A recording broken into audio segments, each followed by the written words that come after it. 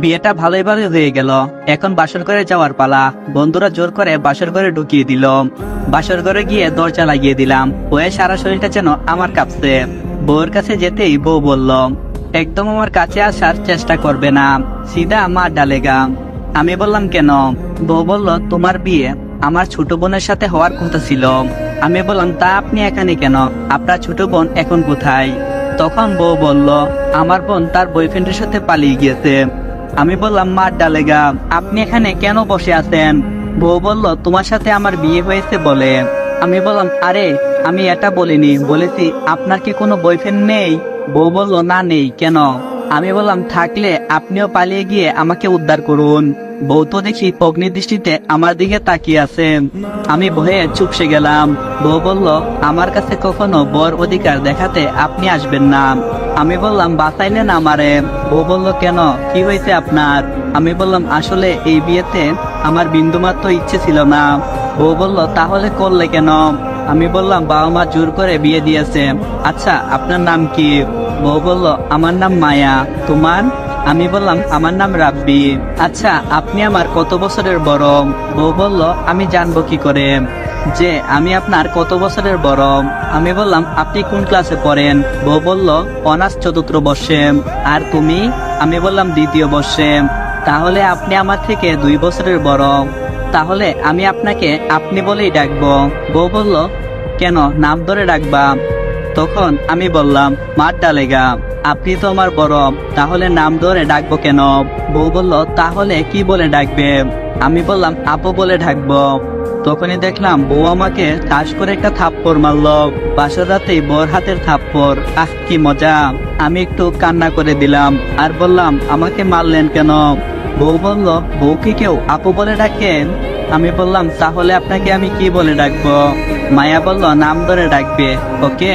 আমি বললাম, আচ্ছা আপু। তারপর আবার কি আরেকটা থাপ্পড়। এবার আমি কেঁদে দিলাম। বউ বলল, আরে বাবু কাঁদে না, আরেকবার আপু বললে আরেকটা দিব।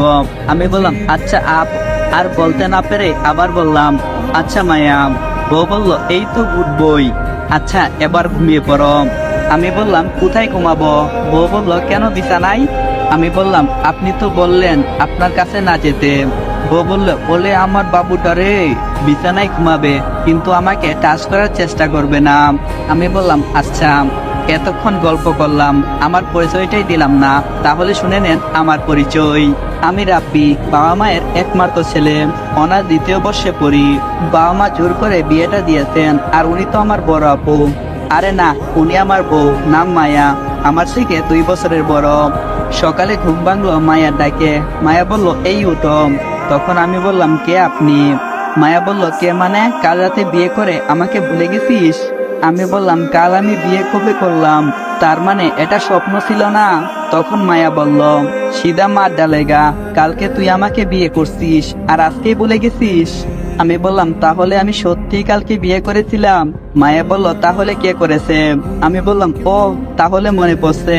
আচ্ছা, কাকে বিয়ে করেছিলাম? মায়া বলল, কাকে আবার, আমাকে?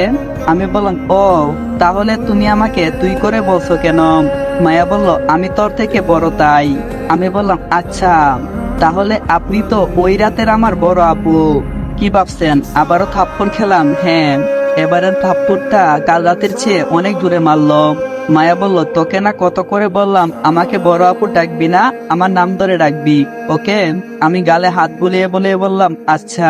কি মেয়ে রে বাবা, হাতে কি জোর, স্বামীকে আবার ধরে মারে। আমার সৌভাগ্য, বাসর রাতে বউয়ের হাতে চোর খেলাম। রাতের গুলো এখনো হজম হয়নি, এর আগে সকালবেলা আরেকটা খেলাম। আমি এসব ভাবছি, তখন মায়া বলল, কি বিড়বিড় করছো? আমি বললাম, কিছু না। মায়া বলল, এখন তুই যা, ফ্রেশ হয়ে নে। হাই হাই, আপনাদের সাথে কথা বলতে বলতে আমি ফ্রেশ হওয়ার কথাটা ভুলে গেছিলাম। গেলাম বাথরুমে, গিয়ে ফ্রেশ হয়ে চলে এলাম। দেখলাম মায়া আমার জন্য অপেক্ষা করছে। মায়া বলল, কি ফ্রেশ হওয়া শেষ হলো? আমি বললাম, জি। মায়া বলল, তাহলে বাইরে চলুন। কি ব্যাপার, বউ দেখি আমারে আপনি করে কথা বলে, বিষয় কি? কোনো একটা গোলমাল পাকাচ্ছে মনে হয়। এমনিতে চোর খেতে খেতে গালের অবস্থা নাজেহাল, এখন যদি আরেকটা দেই তাহলে তো আমি শেষ। মায়া বলল, কি হলো, কি ভাবছ? আমি বললাম, না কিছু না। মায়া বলল তাহলে চলো। আমি বললাম আচ্ছা, আপনি আমাকে তুমি করে বলছেন কেন? মায়া বলল সবার সামনে তো তোমাকে তুই করে বলতে পারবো না তাই। আর হ্যাঁ, তুমি আমাকে তুমি করে বলবে।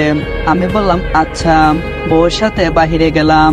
বাহিরে অনেক লোক, মনে হয় শ্বশুর বাড়ির সবার সাথে পরিচয় পর্বটা শেষ করে নিলাম। বিকেলে শ্বশুর বাড়ির সবাই চলে গেল, আমিও চলে গেলাম বন্ধুদের সাথে আড্ডা দিতে। আবুল মামার চায়ের টুঙে গিয়ে দেখলাম প্রায় সবাই বসে আছে। আড্ডা দিতে দিতে কখন যে রাত 8টা বেজে গেছে মনেই নেই। একটু পর আপুর মোবাইল থেকে একটা ফোন আসলো। আমি বললাম হ্যালো। আপু বলল ওই, তারপর একটা গালি দিল। থাক আর কইলাম না। আপু বলল তুই কোথায়? আমি বললাম আমি তো আবুল মামার চায়ের টঙ্গে বসে আছি। আপু বলল তুই এক্ষুনি বাড়িতে আয়, বলে ফোন কেটে দিল। বাড়িতে ঢুকার সাথে সাথে আপু চর মারল। আমি তো বেবাচিকা খেয়ে গেলাম, এই কি করলাম যার জন্য আপু আমাকে চর মারল। আপু বলল মানে আরেকটা গালি দিল। কোন সময় বাসা থেকে বের হইছিস আর এখন তুই বাসায় ফিরে আসছিস? মেয়েটা বিকাল থেকে না খেয়ে বসে আছে। আমি তখন ঘরে গেলাম, গিয়ে দেখলাম মায়া বসে আছে। আমাকে দেখেই আমার কাছে আসলো আর আমার কলার ধরে বলতে লাগলো কোথায় ছিলিস সারাদিন? তখন আমি বললাম আমি তো বন্ধুদের সাথে ছিলাম। মায়া বলল তাই বলে কি এত রাত পর্যন্ত থাকবি? কাল থেকে সন্ধ্যার পর তোকে যেন আমি বাসায় দেখি। বাসা থেকে বের হলে দুইটা ঠ্যাং ভাঙ্গিয়া ঘরের ভিতরে পঙ্গু করে রাইখা দিব। আমি বললাম কেন? তখনই মায়া বলল আমার মুখের উপর কথা বলিস, এই বলে আরেকটা থাপ্পড় মারলো। আমি বললাম আচ্ছা, আমার কলার ছাড়ুন। আর আমাকে আগে বলেন আপনি বিকালে কোনো কিছু খাননি কেন? মায়া বলল তুই খাসনি তাই খাইনি। আমি মনে মনে বললাম মার ডালা রে। মায়া বলল কি হলো, এভাবে চেয়ে আছো কেন? আমি বললাম আমি খাইনি বলে আপনিও খাননি? মায়া বলল হ্যাঁ। তখন আমি বললাম আমি খাবার খাইনি তো আপনার কি হয়েছে? মায়া বলল আমার অনেক কিছু হয়েছে। কথাটা বলে আমাকে সাহায্য করা ধরে একটা টান দিল। আমিও তাল সামলাতে না পেরে মায়াকে জড়িয়ে ধরলাম। আমি তখন মায়ের দিকে তাকিয়ে আছি আর মায়াও আমার দিকে তাকিয়ে আছে। তখন নিজেকে ছাড়িয়ে নিয়ে বললাম শিশু ছেলেকে নির্যাতন করা বন্ধ করুন। মায়া তখন একটা মুচকি হাসি দিল। আমি বললাম তুমি এখানে থাকো। এই বলে আমি একটা প্লেটে ভাত তরকারি নিয়ে এলাম। মায়াকে বললাম এই নিন ভাত খান। মায়া বলল না খাবো না। আমি বললাম মানে আপনি তো সকাল থেকে কোনো কিছুই খাননি। মায়া বলল তুইও তো খাসনি। আমি বললাম আমি পরে খাবো, আগে আপনি খেয়ে নেন। মায়া বলল তুই আমার সাথেই খাবে, তুই আমাকে খাইয়ে দিবি আর আমি তোকে খাইয়ে দেব। আর কি করার, সত্য হলেও সিনিয়র আপু। তারপর দুইজন একসাথে খাবার খেয়ে ঘুমানোর প্রস্তুতি নিলাম। আমি বিছানার এক পাশে আর মায়া অন্য পাশে। কখন যে ঘুমিয়ে গেলাম মনে নেই। মাঝরাতে ঘুম ভাঙলো। বুকের উপর ভারী কিছু অনুভব করলাম। দেখলাম মায়া আমাকে জড়িয়ে ধরে ঘুমিয়ে আছে, একদম বাচ্চা মেয়ের মতো লাগছে। নিজের মনের অজান্তেই মায়ের কপালে একটা চুমু দিলাম। মায়া কেঁপে উঠলো। তারপর আমি ঘুমিয়ে পড়লাম। সকালে ঘুম ভাঙলো মায়ের ডাকে। ঘুম থেকে উঠে নাস্তা খাইলাম। এক পর্যায়ে আব্বু আসলো। আব্বু বলল কাল তোরা সিঙ্গাপুরে হানিমুনে যাবি। আমি আর কোনো কিছু বললাম না। মায়ের দিকে তাকিয়ে দেখলাম মায়া লজ্জায় মাথা নিচু করে বসে আছে। নাস্তা শেষ করে এসে ঘরে বসে আছি। কিছুক্ষণ পর মায়া রুমে আসলো। আমি বললাম মায়া। মায়া বলল কি? আমি তখন বলছিলাম কি আমাদের মধ্যে তো শারীরিক সম্পর্ক নেই, তাহলে হানিমুনে যাওয়ার কি দরকার, বাবাকে না বলে দেই। তখন দেখলাম মায়া তার চোখ মুখ ফুলিয়ে দিয়েছে, বোধহয় রাগে এখনই কান্না করে দেবে। তখন আমি বললাম আরে ভাই এত রাগ করার কি দরকার, আর শুনো তুমি রাগলে পুরো পাকা টুমুটুর মতো লাগে। মায়া আমার কলারে টান মেরে ওর একেবারে মুখের কাছে নিয়ে গেল। মায়ার নিঃশ্বাস আমার মুখে পড়ছে। মায়া শুধু একটা কথাই বলল আমরা হানিমুনে যাচ্ছি। আমি তো ভয় পেয়ে গেলাম। ভয়ে ভয়ে বললাম আচ্ছা। তখন মায়া আমার কলার ছেড়ে দিয়ে চলে যাবে এমন সময় আমি বললাম একটা কথা। মায়া বলল বলো। আমি প্রথমে দৌড়ের একটা প্রস্তুতি নিলাম, কারণ এখন যা বলবো তা শোনার পর মায়া আমার উপর ভূমিকম্পের মতো ঝাঁপিয়ে পড়বে। আমি বললাম আপনাকে রাগলে কিন্তু পাকা টমেটোর মতো লাগে। মায়া তখন রেগে গেল আর বলল কি? রাব্বি দে তোর। এক দৌড়ে ওয়াশরুমে ঢুকে পড়লাম আর হাঁপাতে হাঁপাতে বললাম আল্লাহ, সিনিয়র আপু আমাকে পেলে যে কি করতো। যেখানে ভাগের বই সেখানেই সন্দেহ হই। বাহির থেকে মায়া বলল ওয়াশরুমে কতক্ষণ থাকবে, বাহিরে তো আসতেই হবে, তখন বুঝবে কি মজা। আমি বললাম মাপ চাই, আমারে মাফ করে দেন। আর কখনো আমি একথা কইব না। মায়া বলল, আচ্ছা যা, তোকে মাফ করে দিলাম, এখন বের হয়ে আসো। আমি বললাম, সত্যি তো? মায়া বলল, হ্যাঁ একদম সত্যি। বয়ে বয়ে বের হয়ে আসলাম, দেখলাম মায়া মিটমিট করে হাসছে। বিকালে আমাদের ফ্লাইট, তাই কাপড় পরছি। মায়া বলল, আমি কোন শাড়ি পরবো? আমি বললাম, তুমি চয়েস করে নাও। মায়া বলল, তোকে বলছি তুই চয়েস করে দিবি, বেশি কথা বললে ভালো হবে না বলে দিলাম। মনে মনে ভাবলাম, কোন হাওয়াই কইছিল আমারে বিয়া করার লাগিয়া? বাল, বউ পাইছি নাকি একটা ডাইনি পাইছি?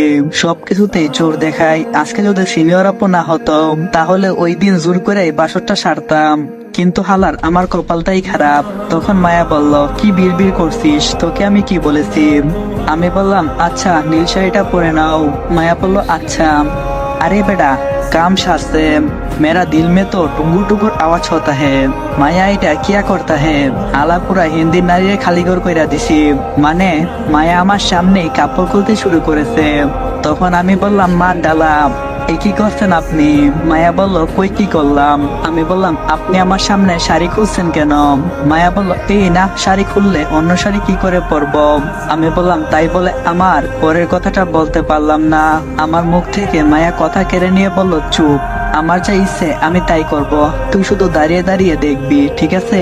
আমি তখন মনের আনন্দে গান কইতে লাগলাম, मैं तो मर गया तुम्हारा प्यार में गिर गया।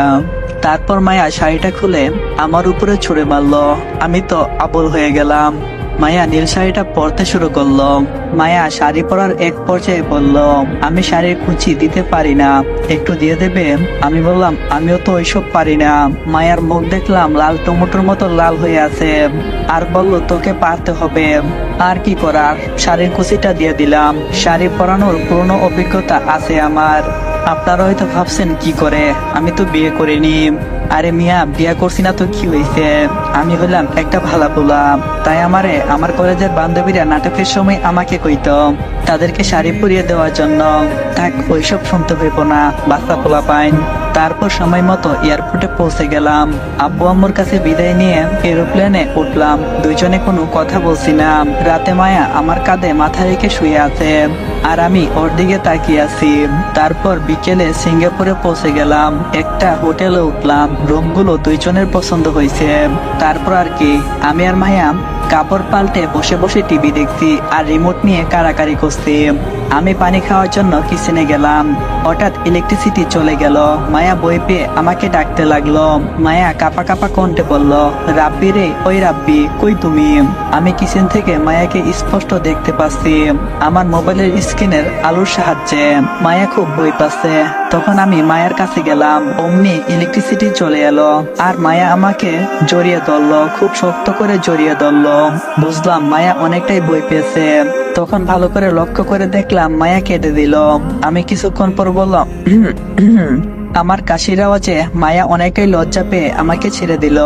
আহারে আমার লজ্জাপতি বউ। রাত প্রায় 10টা, ঘুমানোর প্রস্তুতি নিলাম। আমি একটা কুলবালিশকে জড়িয়ে ধরে শুয়ে আছি, আর মায়ের দিকে তাকিয়ে দেখলাম মায়ার চোখ রাগে যেন লাল হয়ে যাচ্ছে, যেন এখনই আমাকে খেয়ে ফেলবে। মায়া আমার কাছ থেকে কুলবালিশটা কেড়ে নিয়ে তারপর যা করলো, গল্পের সাথেই থাকেন, পরবর্তী পর্বতে আপনারা দেখতে পারবেন। আর হ্যাঁ, ভিডিওতে একটা লাইক আর একটা সুন্দর করে কমেন্ট করে যায়েন।